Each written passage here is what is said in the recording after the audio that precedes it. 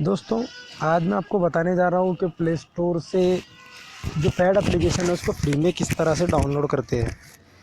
आइए आपको बताता हूँ।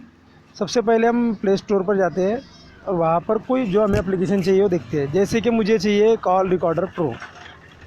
कॉल रिकॉर्डर प्रो जो है उसकी कीमत यहाँ पर 355 रुपये, प्ले स्टोर पर 355 रुपये। अब इसको फ्री में डाउनलोड करने के लिए हमें एक एप्लीकेशन की ज़रूरत है जिसका नाम है एसी मार्केट। ये देखिए, ये एप्लीकेशन है।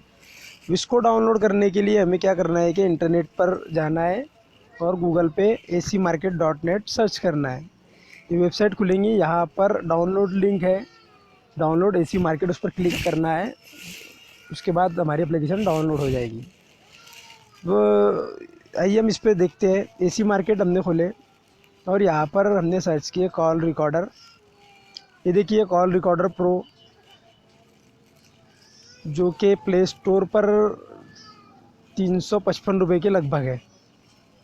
और ये यहाँ पर हम फ्री में इसको डाउनलोड कर सकते हैं। देखिए, ये डाउनलोड हो रहा है। इस तरह से हम चाहे जो भी एप्लीकेशन हो, जितनी भी उसकी कीमत हो, पैड हो, उसको हम फ्री में डाउनलोड कर सकते हैं। Thank you.